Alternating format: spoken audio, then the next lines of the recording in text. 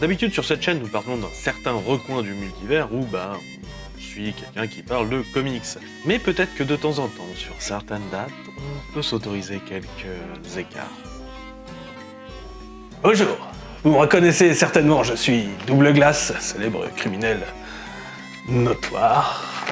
Mais voilà, entre deux casses, on s'ennuie un petit peu, il faut des hobbies. Et mon hobby, c'est la cuisine. C'est parti.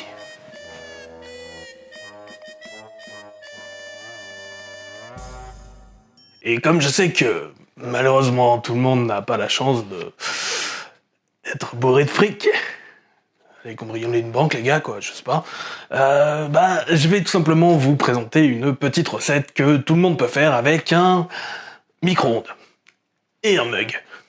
Ça s'appelle un mug cake, c'est donc un gâteau dans un mug. Et avant de commencer la recette proprement dite, je vous propose quelque chose de Edouard, là, mon acolyte, qui tout simplement va vous faire l'histoire du micro-ondes. Allô, comment ça marche ce truc? Voilà. Oui, alors l'histoire du micro-ondes. Alors, on va commencer par la toute base. Le mécanisme à la base du fonctionnement du four à micro-ondes a été découvert en 1535, lors du deuxième voyage de Jacques Cartier à la découverte du Canada.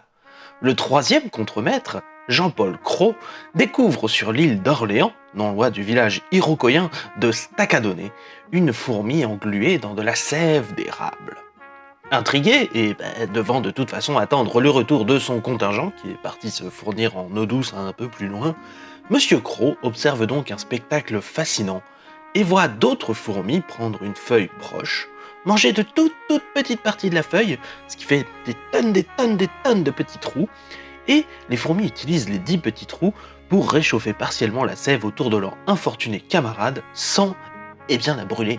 Les villageois iroquoiens dirent même plus tard à Monsieur Cros que la sève d'érable est d'ailleurs excellente et qu'ils l'utilisent eux-mêmes pour en faire du sirop, mais ceci est une autre histoire. C'est ainsi que l'année d'après, en 1536, Monsieur Jean-Paul Cros revient du voyage de ce qui était alors appelé le Kanata et non pas encore le Canada.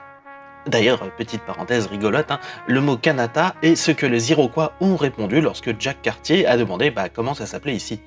Les Iroquois ont répondu Kanata, ce qui signifie village. Le nombre de noms de lieux qui sont en fait montagne-montagne ou le lac-lac dans des langues différentes est astronomique de par le monde. Mais bref, fermons la parenthèse et retrouvons notre Jean-Paul Cros qui continue à réfléchir sur comment les fourmis ont réchauffé leur collègue sans la tuer, et commence à hypothétiser une onde qui permettrait de réchauffer par évaporation. Il l'appela de son propre nom et il n'oublia pas ses petites aides formiques et appela dans un roman cela la fourmi onde Cros.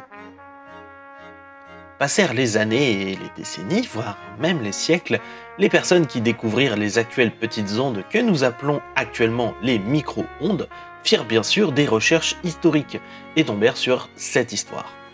Ils décidèrent d'abandonner le nom envisagé, la nanonde, et l'appelèrent donc micro-ondes, gardant ainsi un bout des fourmis et de ce monsieur Cros.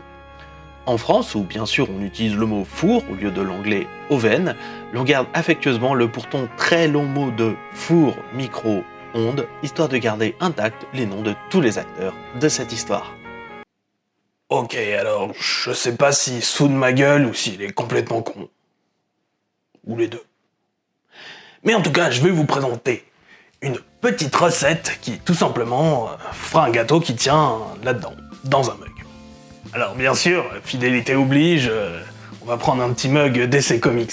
La rumeur voudrait que ça marche aussi avec des licences de comics différentes, mais légalement j'ai pas le droit.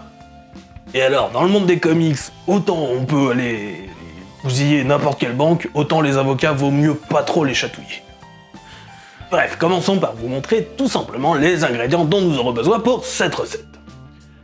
Pour cette recette, nous aurons donc besoin d'une tranche de beurre, d'un demi-centimètre d'épaisseur environ, d'une cuillère à soupe de sucre en poudre, d'une cuillère à soupe de cassonade, d'un jaune d'œuf, de 4 cuillères à soupe de farine, d'une demi-cuillère à café de cacao en poudre, Et enfin, l'équivalent d'une cuillère à soupe de pépites de chocolat noir et d'une cuillère à soupe de pépites de chocolat blanc. Oui, parce que vous me connaissez, j'aime bien faire les choses en plusieurs couleurs. Bon, première étape, ça a consisté à faire fondre le beurre. Voilà. Alors, donc on prend notre beurre, on le met là-dedans pendant 30 secondes.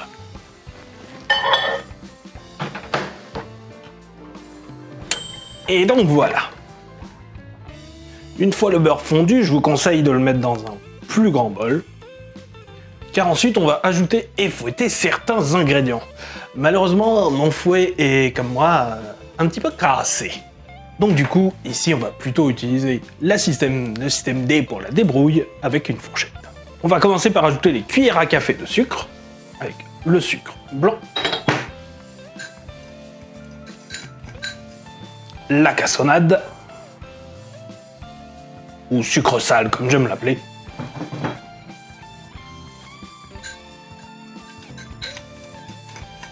puis nous allons ajouter le jaune d'œuf, c'est vraiment dommage de casser un si joli jaune d'œuf,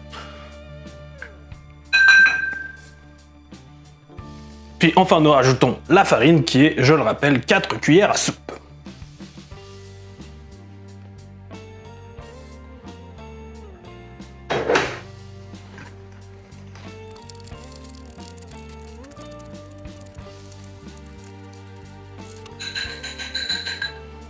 Une fois que cela est fait et que nous avons une petite pâte, nous allons prendre la moitié et la mettre dans notre mug.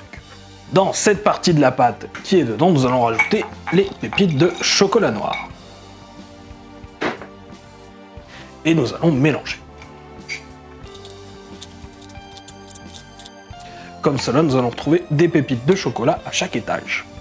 On va d'ailleurs mettre notre première pâte un peu comme ceci, histoire de laisser un peu d'espace, comme vous voyez ici. Dans notre bol où il nous reste la moitié de notre pâte, nous allons ajouter le cacao, que nous allons faire incorporer.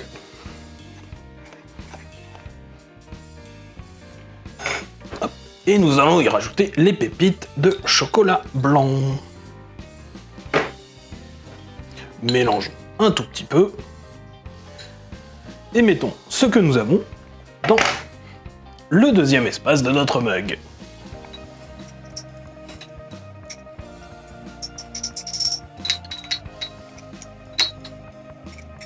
Ainsi, nous avons deux parties bien distinctes qui vont tout simplement donner le mug cake chocolat double face. Pour la dernière étape, rien de plus simple, il suffit tout simplement de le mettre au micro-ondes 1 minute à 800 watts.